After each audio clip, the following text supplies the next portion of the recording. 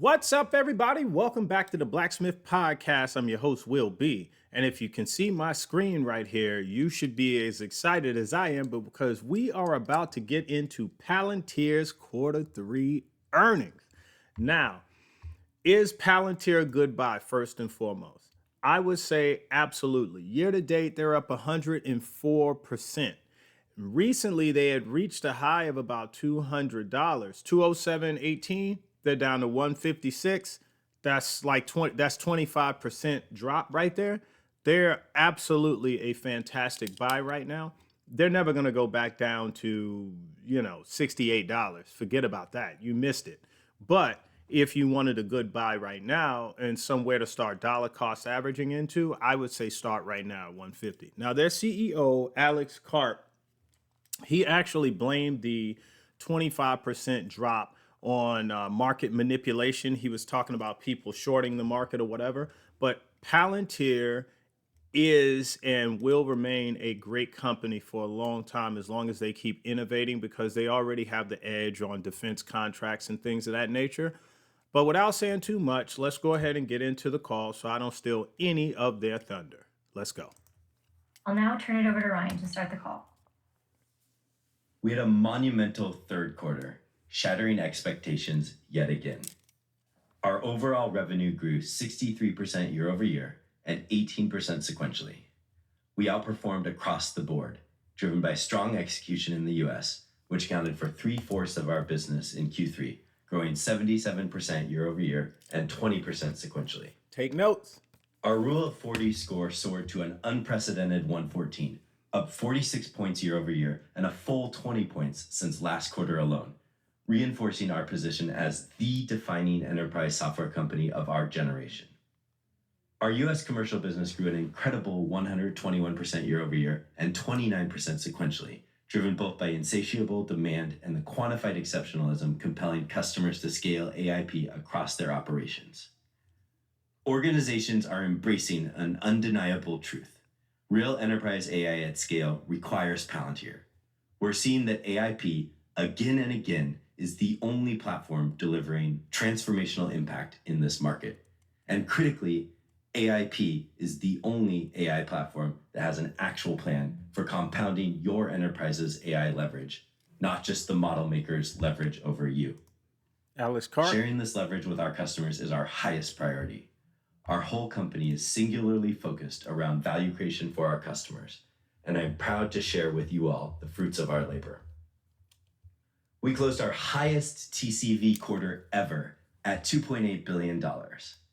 Underlying this performance, we closed a staggering 204 deals worth $1 million or more, of which 91 deals were worth $5 million or more, and 53 deals were worth $10 million or more. In our US commercial business, which now accounts for 34% of our overall revenue, we closed $1.3 billion in TCV, a milestone achievement for the fastest growing area of our business, with a more than 6x year-over-year growth rate on a dollar-weighted duration basis. The trajectory is clear. Customers are converting to larger enterprise agreements in short timeframes, reflecting both the expanding scope of their AI ambitions and the immediate impact our software delivers. A leading medical device manufacturer signed a multi-year expansion just 5 months after their initial contract, increasing ACV more than 8-fold. 2 weeks into their initial contract, the conversation evolved from a single use case to pursuing the opportunity of becoming an AI-first enterprise. Their CEO approached me to embrace a shared vision for an enterprise-wide AIP deployment to transform their entire organization. This transformation reflects a broader pattern we're seeing across our customer base. AI is a strategic imperative owned at the C-suite level, with executive leadership recognizing that enterprise-wide AI adoption is the defining factor separating the AI haves and the AI have-nots. We're seeing C-suite driven AI transformations across our customers. At a leading insurance company, the CEO has taken personal ownership of their AI transformation, meeting with our team regularly to orchestrate a company-wide transformation around AIP, reimagining every function from underwriting to claims processing, leading to a significant expansion of our work together. Our partnership with TWG Global, named Vergence.ai, continues to gain momentum As TWG's Thomas Tull noted, quote, "What was once a competitive advantage is now a competitive necessity. Companies that fail to incorporate AI into their core operations will be outpaced by those that do." These examples All right, hold on. He is dropping some nuggets in there. I hope y'all are catching these. I'm gonna go over some of these. I'm gonna start every single one of them, and when he gets to a part where I can actually get him up, he's rhyming too much right now. I'm gonna start it, but I'm gonna go over some of these. Will be outpaced by those that do. These examples underscore what we are seeing. We are the only platform bringing true transformational impact to the enterprise AI market. Turning to our US government business, revenue grew 52% year over year and 14% sequentially as we continue to deliver mission-critical capabilities. We remain deeply committed to our founding mission of supporting the US government, honored by the privilege of equipping our nation with transformative software that actually works. We remain focused on delivering the most advanced defense capabilities in the world to the US government and internationally to our ally partners around the world. The momentum we're carrying into Q4 is extraordinary. As we look towards the end of the year, our mission is clear. Deliver the production capabilities that turn AI from promise into performance for the enterprises defining the future of their industries through AIP's compounding AI leverage. I'll now turn it over to Sham. All right, let's stop right there. Okay, that's great because that's a commercial. And over here, I don't have YouTube Red. I think it's kind of a waste of my time, but when I'm doing these calls, it actually isn't because Palantir always does this on YouTube. All right, so listen. He dropped some mega bars in that one. Let me not talk in terms of rap, but he dropped some mega gems on that. One thing he said, one thing I showed you is year to date, they're up at least 100%. Their share price, right? 104%. Now that's not even arguable. The books ain't cooked on that one. They I'm not saying they were, but I'm just saying that's wholly verifiable. You can go on, that was Robinhood, but you can go on Yahoo Finance, Charles Schwab, it doesn't matter. Whatever platform trades they trade on, they are traded on. Let me tell you, they're up 104% year to date. That is no lie. As a matter of fact, let me see what they're up year over year. 153%. So since January, it's doubled. It's even worse. All right. Now, moving on. AIP, I looked it up. Artificial intelligence platform. That's what he keeps citing here. So if you want to know more about that, plug that in. Then he talked about, and he talks about theirs being the premier one. He talked about the number of contracts and deals they have with the U.S. government, U.S. growth, U.S. growth, U.S. growth, also international. He talked about 53% growth in the U.S. I didn't catch exactly what he was talking about 53%, something like that. But I will say this. He did mention something, the AI haves and the AI have-nots. Now, what did we hear that in history utilized for? Take AI out of it, the have and the have-nots. Our country's getting to a point where the middle class is quickly disappearing, and we'll go to a model just like every other country because we were like the first country that was using that created a middle class, right? So we're about to go to have and have-nots. Well, they look like that. They look in terms of business the same way. The same way. AI haves and AI have-nots. The ones that have not are going to be extremely at a disadvantage because one thing he also said, he followed these up very quickly, was that AI before gave you an advantage. Now it is just a necessity. It is a whole paradigm shift coming because, and that is in line with Vladimir Tenev, the CEO of Robinhood's statement, where he said at a recent conference 10 years ago, in order for a business to really be successful, they had to have a tech component. 5 years from now, it will be AI and it'll be a must, right? And so that keeps in line with it. You can't have these CEOs of these Fortune 500 companies and the S&P 500 with all this market cap leading the way, telling you stuff, and you are a naysayer. Don't do that. He also said promise becomes performance, right? When promise becomes performance, it breeds faith in the company. So what you have to understand is Palantir is on a strong and powerful trajectory. Now, I am going to mark this so I can put a chapter, and let's turn it over to whomever is going to speak next. Thanks, Ryan. 20 years of grinding has built a unique moat and a growing lead.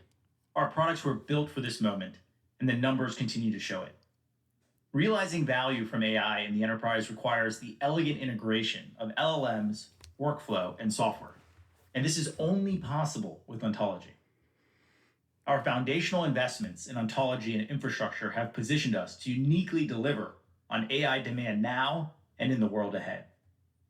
The most significant product developments are the accelerating progress in our AI applications inside of AIP. AI FDE, our AIP native development agent that understands how to connect to data sources, how to integrate and transform data, how to create ontologies and functions and build applications. It's unleashing incredible speed and productivity for our FDEs and customer developers alike. At one customer, 2 human FDEs spawned an army of AI FDEs to migrate a customer off their legacy data warehouse in 5 days. Something that would have taken an army of SIs up to 2 years. This is not a prototype, this is production.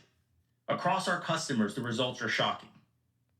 AI HiveMind is a new AIP capability that orchestrates a swarm of dynamically generated agents to tackle hard problem solving, idea generation and refinement, and executable proposal generation that is integrated with ontology and therefore aware of the context of your enterprise. AI HiveMind was originally developed to solve extremely complex problems in the classified space, but it's already been used to help our commercial customers identify bottlenecks in their supply chain, proactively developing possible solutions, and then leveraging AI FDE to code that up into an actual solution. In the government space, AI HiveMind is able to take its proposals and generate intricate mission plans right in Gaia and Maverick. Our focus with AIP continues to be enterprise autonomy, our normative view of where the value is for AI in the enterprise. HiveMind now lets the AI develop novel solutions to emergent challenges and to identify hidden opportunities. And the rest of AIP enables you to turn those ideas into an implemented reality. Closed loop evolution of the business with AI possible because of AIP and ontology. We continue to make investments that allow enterprises to extend AIP to the far edge. Edge ontology is a new lightweight implementation of ontology that runs on mobile devices and enables customers to build mobile applications or embedded software for hardware, things like drones and robots, and is fully integrated with your enterprise's AIP instance. Turning to field-facing updates, the U.S. Army issued an official public memo directing all Army organizations to consolidate and centralize on Vantage, the Army data platform built on Foundry and AIP. The Army views this not merely as a technical decision, but a cultural decision, enabling the data-driven decision-making that continues to make our Army the most lethal in the world. This directive will enable the Army to rapidly sunset legacy systems and enable more investment in the Army's future force, concept, and systems. Warp Speed and the American Tech Fellowship, our early investments to support manufacturing and reindustrialization in America, are bearing fruit. While Warp Speed launched by helping new defense entrants meet their surging production goals, it's now being rapidly adopted across the traditional defense industrial base and the maritime industrial base. The second cohort of the American Tech Fellowship will be wrapping up in the next few weeks. We started the American Tech Fellowship because we noticed that many of our best builders were frontline workers. They don't come from conventional consulting backgrounds, they don't have formal computer science backgrounds. To highlight a few of these folks, Mason, a Louisiana-based civil engineer, is building AI applications for more accurate estimates for heavy construction projects, something that is only going to grow with our reindustrialization. Michael, who works for a potato farm in North Dakota, is streamlining its operations.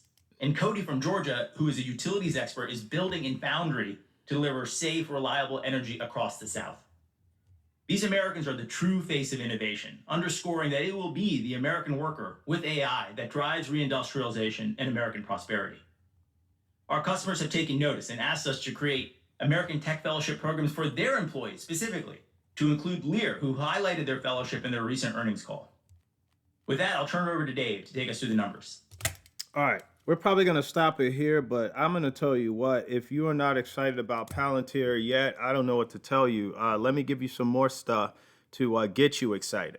Now, he talked about LLMs, which I saw cited right here when I looked up AIP. That's Alex Carp. Right here. So large language models. So he cited that. So if you're not familiar with what these acronyms mean, you need to take notes and you can follow along. This will be on YouTube, so you can actually pause it. He talked about edge ontology for phones. I'm going to look that one up. He talked about the AI hive mind, which I actually looked up right here.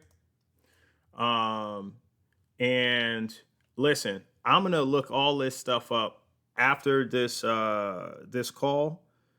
But the thing I want you to get from this, right? He mentioned investment in the U.S. Army. They can sunset old systems, which means get rid of them. Sun up, sun down, sunrise, sundown, or whatever. That's what he's talking about. He talked about a civil engineer using it, a farmer using it, utilities person using it. I can tell you in the U.S. Navy, we are using a version of GPT. I'm telling you, if you do not start using AI, you are already left behind. You just don't realize it yet because there's so many people standing in your group that you can't even see the crowd thinning out. But the crowd is thinning out. He just told you, so AI is going to come in and help processes, streamline process and all this kind of stuff, but it's not going to replace everybody because there's civil engineers that are actually using it to get results. There's farmers and utility workers using it to get results. Those people won't be replaced because what they're going to do is become what they call a prompt engineer. I don't know if this is a widely used term. I don't think I made it up. I might think that I said it and I had never heard it before. But yeah, so they are using it. Prompt engineering. Udemy's using it. And that's a big one that you can go to for certs in IT and what they do, actually, cybersecurity. So yeah, it is being used. It doesn't seem like it's widely used just yet, but just get what I'm saying. If you're early to the game, early bird gets the worm. Okay, well, that's it for this video. We'll get into the rest of it when we come back. We still have a good bit of their call to break down. So about 2/3 of it left. So I'll catch you on the next one. Y'all have a good one.